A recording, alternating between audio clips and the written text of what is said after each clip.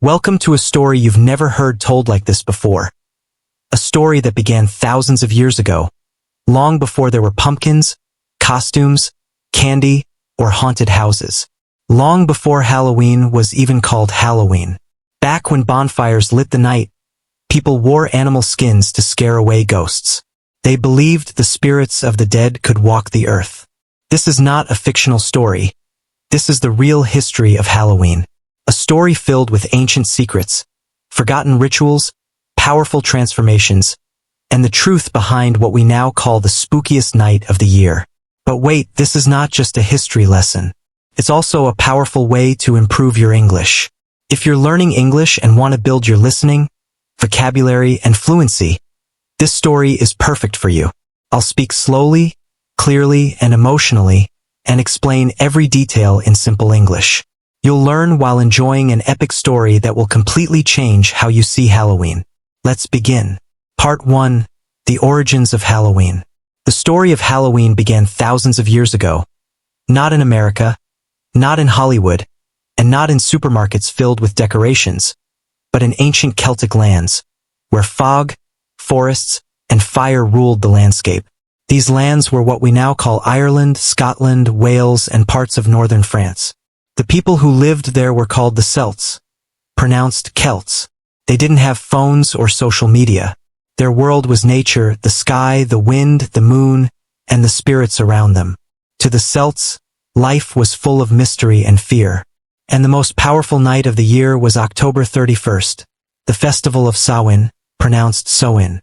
Samhain was the Celtic New Year's Eve. For them, the year ended with the harvest and began with the dark, cold winter. It marked the end of life and the beginning of death. The Celts believed that on this night, the veil between the living and the dead disappeared. The spirit world opened, and ghosts, ancestors, and dark forces could walk among the living. It was the most magical and most dangerous night of the year.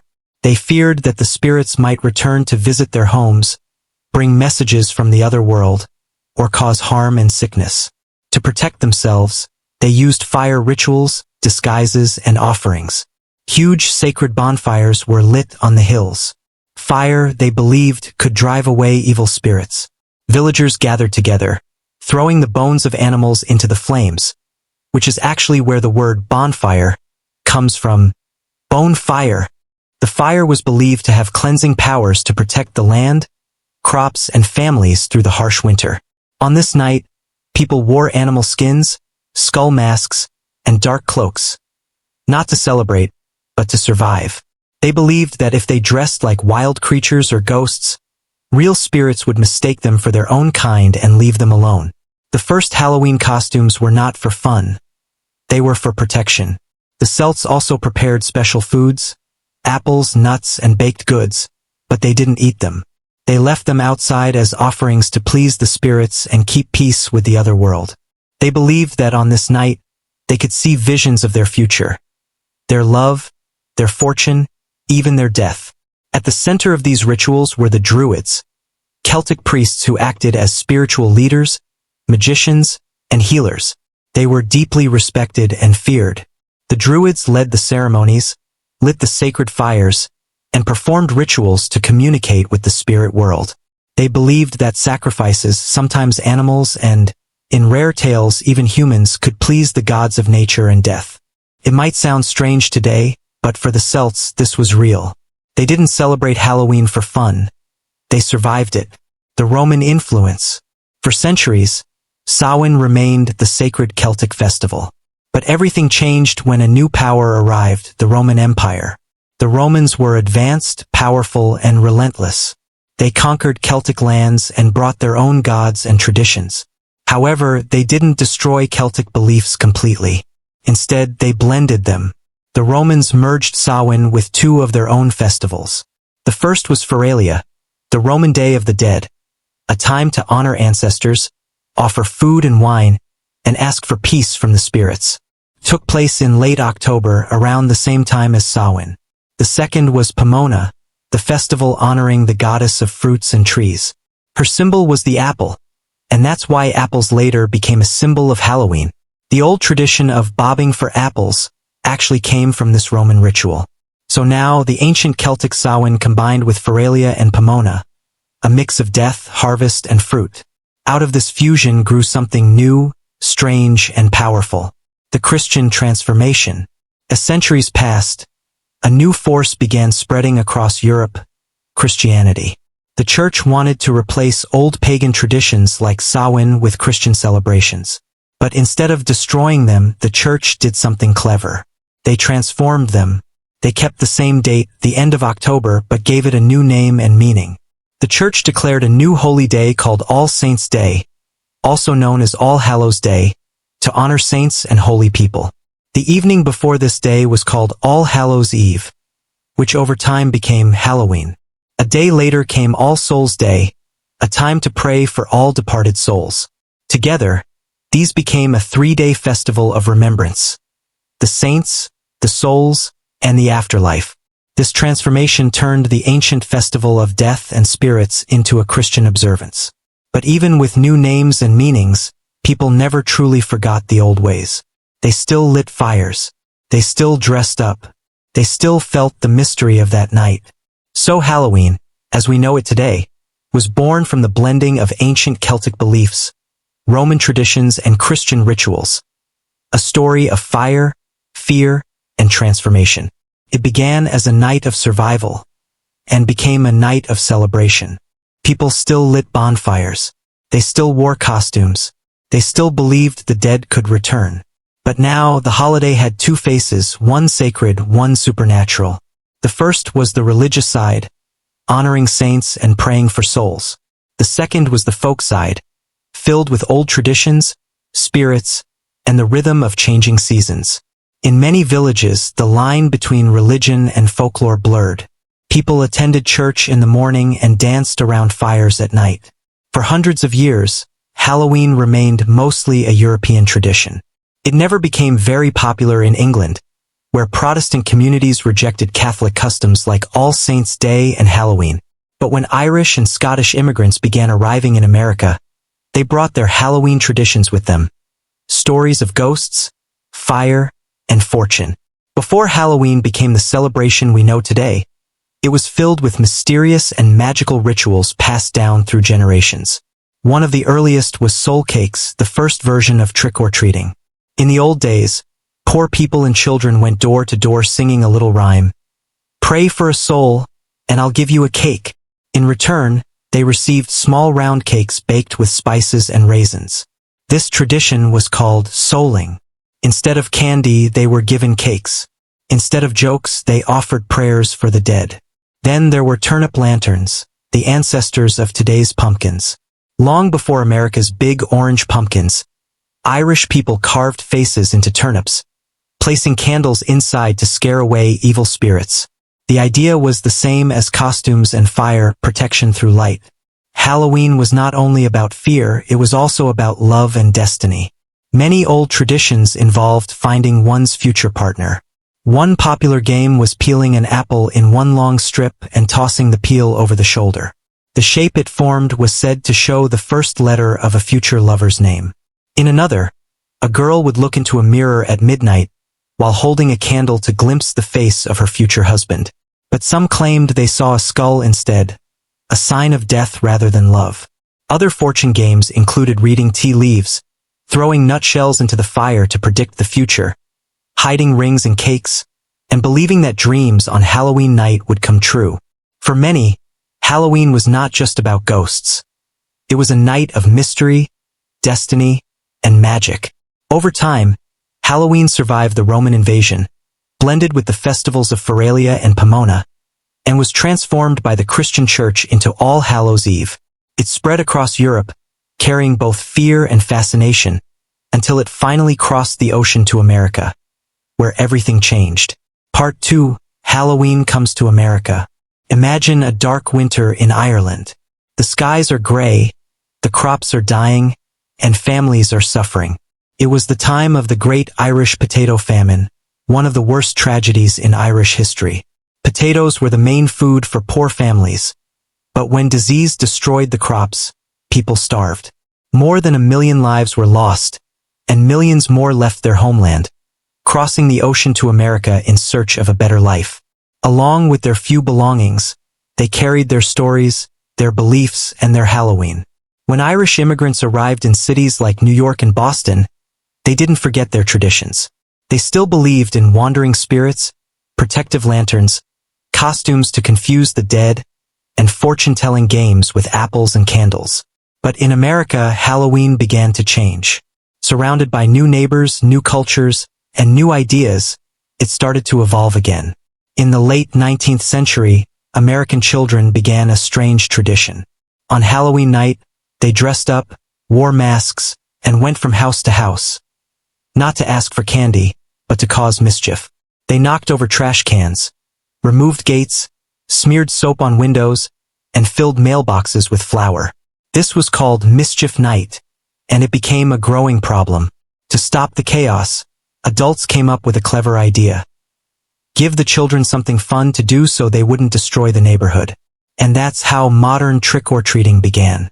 Soon, towns organized parades, costume contests, pumpkin carving events, and house-to-house visits for sweets. Halloween shifted from fear to fun. Candy companies quickly saw the opportunity and made Halloween a sugary celebration. By the middle of the 20th century, Halloween had become the second biggest candy-selling holiday in America, right after Christmas. Children walked through neighborhoods holding bags or buckets, calling out, "Trick or treat," and collecting chocolates, lollipops, and all kinds of sweets. Trick-or-treating became the heart of modern Halloween. Remember those small turnip lanterns from Ireland? When the Irish came to America, they discovered pumpkins, big, bright, and easy to carve. Pumpkins replaced turnips, becoming the symbol of Halloween. And from this came one of the most famous Halloween legends, the story of Jack-o'-lantern. There was once a man named Stingy Jack, a trickster who fooled everyone, even the devil himself. One night, Jack invited the devil for a drink but refused to pay.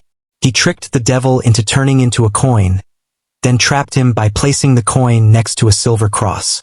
Jack made a deal. If he let the devil go, the devil would never take his soul. Years later, Jack died.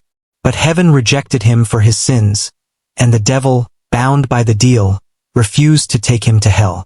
So Jack was doomed to wander the darkness forever. The devil gave him a burning coal to light his way. Jack placed it inside a hollowed-out turnip and began roaming the earth, becoming Jack of the Lantern. Over time, he became known as Jack-o'-lantern. That's why people carved scary faces into turnips, and later pumpkins, to keep Stingy Jack and other wandering spirits away. The evolution of costumes. In ancient Celtic times, costumes were meant to protect, disguises to confuse spirits and hide from the dead. But in America, costumes became something more creative. At first, people still dressed as ghosts, skeletons, and witches. But as Halloween grew more playful, especially for children, costumes became colorful and imaginative. Kids dressed as clowns, pirates, princesses, superheroes, and cartoon characters. Costumes became a way to escape reality, to become someone else for one magical night.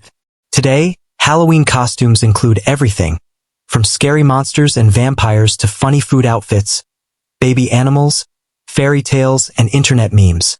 Halloween has become a celebration not only of fear, but of fantasy, humor, and creativity. As time passed, America's love for fear and entertainment grew. People wanted to feel scared but safe. And that's when haunted houses began to appear. Dark hallways, eerie sounds, flickering lights. Fear turned into fun. People began jumping out in masks with fake blood, spiders, and smoke machines. Haunted houses became thrilling attractions, filled with screams and laughter.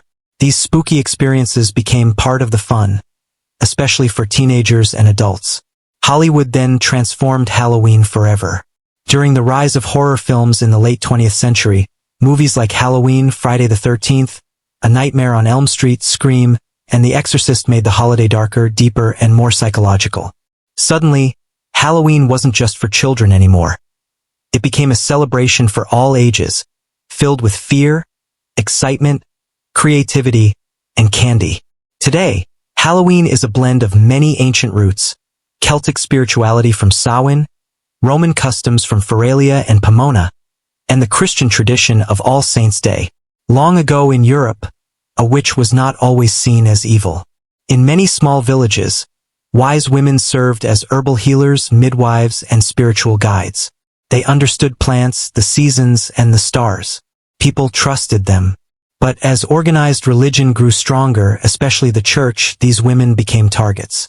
They were accused of speaking to the devil, casting curses, flying on broomsticks, or even harming children, none of which was true. Fear spread quickly. Between the late Middle Ages and the early modern era, thousands of women and some men were tortured and executed during witch hunts across Europe and America. One of the most infamous events was the Salem witch trials in Massachusetts, where young girls claimed to be bewitched. Panic spread and the courts believed them. Dozens of people were killed, many more imprisoned, and even a man was crushed under stones. Evidence didn't matter. Accusation alone was enough. In old European legends, witches were said to fly through the night sky on brooms during Halloween or other magical nights like Walpurgis. The broom was a simple household tool but also a symbol. Witches were women of the home, and the broom represented domestic life. Yet when used in magic, it became a symbol of rebellion and power. Some stories even claimed witches used herbal potions that made them feel as if they were flying. The broom became a symbol of female strength and mystery. Black cats also became part of this legend. In the Middle Ages, they were believed to be companions of witches, omens of bad luck or spies for the devil. Some even said witches could transform into cats to escape capture. Many feared that if a black cat crossed your path, it would bring misfortune. A superstition that still exists today. Ironically, in ancient Egypt, black cats were considered sacred and symbols of good fortune. But in Europe, fear turned them into symbols of evil. Even now, animal shelters report that fewer black cats are adopted during Halloween season because of these lingering beliefs. Why do we dress as vampires, werewolves, or ghosts on Halloween? These figures come from old European legends, each connected to humanity's fear of death and darkness. Vampires were said to rise from the grave and drink blood to survive. These myths came from Eastern Europe and were often linked to disease, especially the plague and tuberculosis. When bodies were exhumed, they sometimes looked strangely lifelike, leading people to believe the dead were undead. To stop them, people would nail coffins shut or place stones in mouths to keep them from rising again. Werewolves represented the loss of control, humans cursed to turn into wolves during a full moon. They symbolized rage, wild instincts, and punishment for those who made deals with dark forces. They were feared as reminders of the beast within. Ghosts were believed to be restless souls who couldn't find peace. They returned to warn the living, seek justice, or finish unfinished business. They became central to Halloween because it was said that on this night, the veil between the living and the dead grew thin. By facing these fears, dressing up as monsters, laughing and playing, people found a way to take power over what once terrified them. That is the true spirit of Halloween. As time passed, new fears emerged, modern myths known as urban legends. These were stories people shared as truth, often born from fear and imagination. One of the most famous was the tale of poisoned candy. Parents were warned to check every piece of Halloween candy in case someone had hidden razor blades or poison inside. For decades, this story caused panic, but real evidence was almost non-existent. Most cases were accidents or hoaxes. Still, the fear spread faster than the facts. In the late 20th century, there were even rumors about dark cults performing rituals on Halloween, animal sacrifices, kidnappings, and strange ceremonies. These stories were fueled by the media but had little or no real evidence. Yet they added to the mysterious, unsettling reputation of Halloween. Now, let's step beyond America and see how other cultures honor the same season in their own beautiful ways. In Mexico, people celebrate Dia de los Muertos, the Day of the Dead, on the first days of November. It is not a night of terror, but of color, love, and remembrance. Families build beautiful altars called ofrendas, decorated with photos, candles, food, and marigold flowers. They believe their loved ones return to visit, and faces painted as skulls are symbols of affection, not fear. It is a celebration of memory, not mourning. In Japan, the Obon festival takes place in summer. Families clean graves, light lanterns, and welcome the spirits of ancestors. It is peaceful, gentle, and deeply respectful. In Italy, Spain, and France, people observe All Saints' Day and All Souls' Day by visiting cemeteries and leaving flowers for their loved ones. It is a solemn and spiritual reflection rather than a playful event. In Germany, some families hide knives so that returning spirits won't accidentally hurt themselves. In China, the Hungry Ghost Festival honors restless souls with offerings of food and paper gifts. In the Philippines, children sing from house to house for prayers and treats in a tradition called Pangalalawa, much like the ancient European souling. Part 3. Halloween becomes a global spectacle. Halloween began as a quiet night of bonfires and fear. Today, it is a worldwide celebration of costumes, candy, and creativity. And behind the fun lies a massive global industry. In the United States alone, people now spend billions of dollars on Halloween each year, more than they do on Valentine's Day, making it the second biggest shopping holiday after Christmas. Where does all that money go? A huge portion is spent on costumes for children, adults, and even pets. More than a quarter of Americans now dress up their dogs and cats for Halloween. Popular costumes include princesses, superheroes, witches, pirates, vampires, movie characters, and funny internet memes. Each year, trends change based on new films, viral moments, and pop culture. Halloween fashion has become a mix of tradition and trend, a celebration not just of fear, but of imagination and identity. Next comes candy, one of the sweetest parts of Halloween. Every year, hundreds of millions of pounds of candy are bought just for this celebration. The most popular treats in America include Reese's Peanut Butter Cups, M&M's, Snickers, Skittles, and the classic candy corn, a love-it-or-hate-it favorite. Fun fact, Americans eat more sugar during Halloween week than at any other time of the year. Then come the decorations. Across neighborhoods, homes are transformed into haunted displays filled with creativity and fun. People decorate their houses like it's Christmas for the dead, with giant inflatable pumpkins and spiders, fake tombstones, skeletons climbing rooftops, cobwebs in windows, talking witches, and motion-activated zombies. Many homeowners now spend nearly as much on Halloween lights and displays as they do during the winter holidays. Some even compete in neighborhood contests to win the title of the scariest house. Haunted attractions have also become a booming business. Across America and Europe, people visit haunted houses, ghost tours, zombie escape rooms, and horror-themed park nights. Some are small and local. Others are massive productions featuring actors, fog machines, eerie sound effects, animatronics, and movie-quality makeup. Famous examples include Universal Studios' Halloween Horror Nights, Knott's Scary Farm in California, and the 13th Floor Haunted House chain. People pay to be scared and love every minute of it. It's the thrill of controlled fear, the adrenaline of safe danger. And of course, we can't forget the pumpkins. Autumn becomes a season of glowing orange. Pumpkin patches open across the country. Farmers sell millions of pumpkins for carving, decorating, or baking pies. Pumpkin spice fills the air in lattes, candles, and cookies. On TV, people compete in pumpkin carving contests, turning simple gourds into incredible art. The pumpkin isn't just a vegetable anymore. It's a symbol of the season itself. Why do people spend so much on Halloween? Because it offers something no other holiday does. There's no pressure to buy gifts, no religious expectations, no family obligations. Halloween is about freedom. Freedom to express, to play, to explore the side of yourself that hides the rest of the year. It's a night when you can be anyone. A hero, a monster, a dream, or a joke.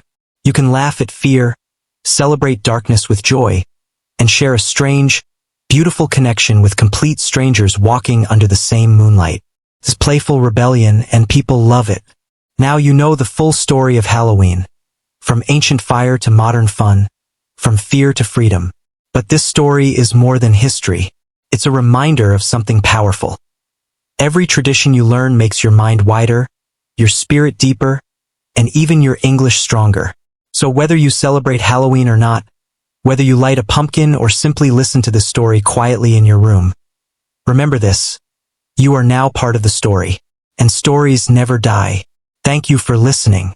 Thank you for learning. And thank you for growing. Jack-o'-lantern, happy Halloween. Ghost.